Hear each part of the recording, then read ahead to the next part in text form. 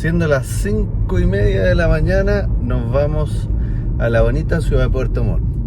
Ojalá que esté bonito el tiempo por allá. Vamos a hacer una inspección técnica.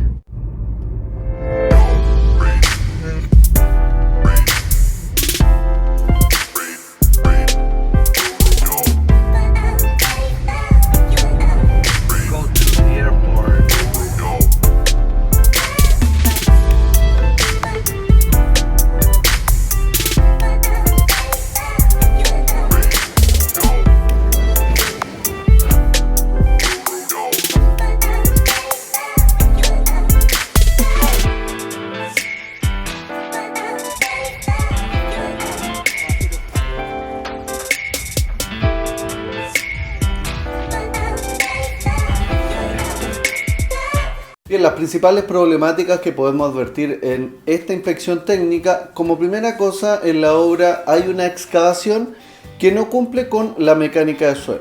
Si nos damos cuenta, las paredes están principalmente verticales y no tienen taludes. La mecánica de suelo que nosotros revisamos indicaba obviamente que tenía que tener taludes en ciertos lugares del perímetro de la excavación, y por lo tanto ahí tenemos una deficiencia. Otra deficiencia es que no se cumple con mantener la humedad de la pared de la excavación. La excavación en particular, cuando la pared recibe demasiada humedad producto de la lluvia, por ejemplo, o demasiado sol producto, ¿verdad?, de la exposición solar que tiene la pared con respecto al sol, ambas situaciones son malas, considerando que si le llega mucho sol, empieza a erosionar y empieza a haber riesgo de desmoronamiento por la erosión. Por otro lado, si le llega demasiada agua producto de lluvia, por ejemplo, la obra está en una zona lluviosa, también tenemos riesgo de desmoronamiento, pero esta vez por saturación de agua. Por lo tanto, ambas condiciones son malas y se tiene que sellar la pared de la excavación, que puede ser con malla tipo bizcocho, malla tipo gallinero, con lechada de cemento. Hay distintas soluciones que se pueden aplicar para mantener la humedad del terreno y para evitar el desmoronamiento. Faltan barreras duras para evitar que se acopien cosas en el perímetro de la excavación, y por otro lado también para que no vayan a caer trabajadores hacia adentro de la excavación, considerando que la altura que tiene la excavación es bastante importante. De manera que la excavación tiene varias falencias que se van a tener que solucionar. Es importante señalar que todos los aspectos relativos a los tecnicismos están en la norma chilena 349 para el caso de la excavación. En el caso de la escalera que se puede ver en la excavación, tampoco se está cumpliendo. Es decir, hay una norma chilena que establece cómo deberían ser las escaleras para poder acceder a las excavaciones.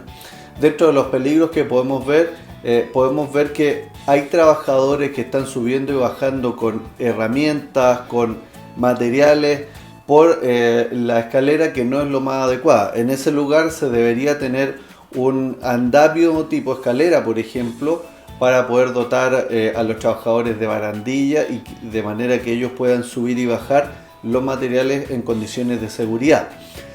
Por otro lado, se podría tener otra escalera que sea directa y no como un andamio a escala, pero lo importante es dejar en claro que ese tipo de escalera no brinda ninguna seguridad, porque se puede correr, se puede mover, no está afianzada en ningún lugar, y esa escalera no es para ese efecto en particular, no es para una excavación. Esas escaleras telescópicas están diseñadas para otro fin y no para el fin de acceder a una excavación. Por otro lado, en los perímetros de la excavación en particular, hay desniveles que no tienen señalización alguna y que podrían provocar caídas a los trabajadores, a un rondín que esté en la noche haciendo su ronda frecuente, y por lo tanto en esos lugares se deberían tener barreras duras para evitar el riesgo de caídas a desnivel.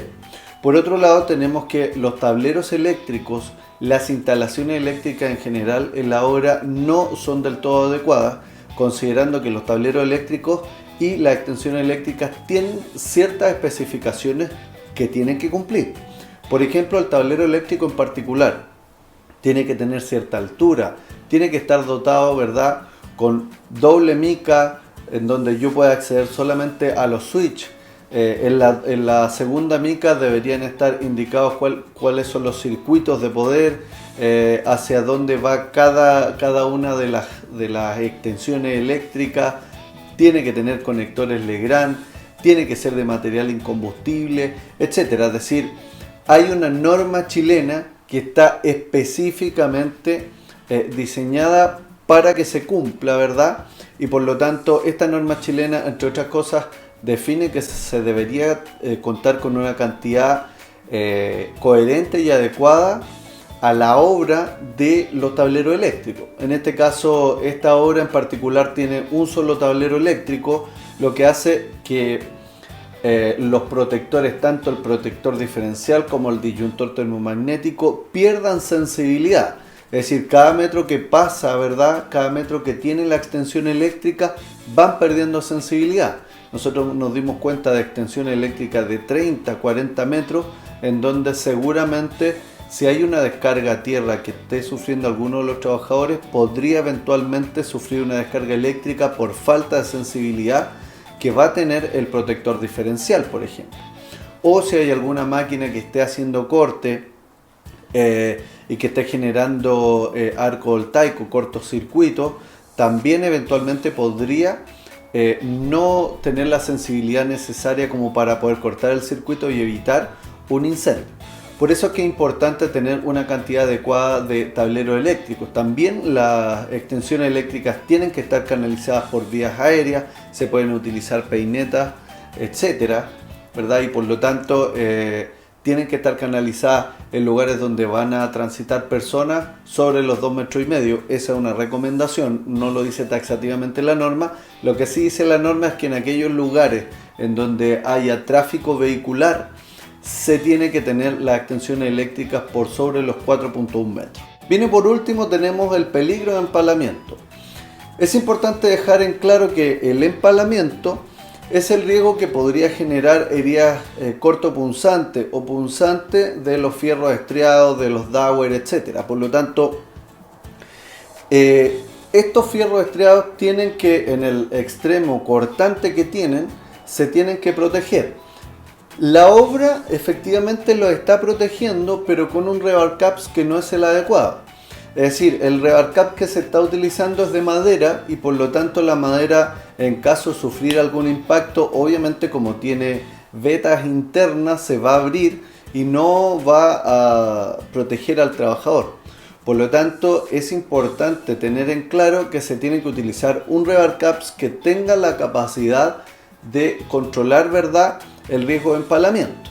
Por otro lado, se advierte la falta de señalización por intermedio de rings que estén compuestos por cadenas plásticas, por conos delimitadores o por barras conectoras para delimitar áreas de trabajo donde se están realizando trabajos peligrosos, que ya sea puede ser interno a la obra o para controlar el tráfico peatonal como el tráfico vehicular al exterior de la obra.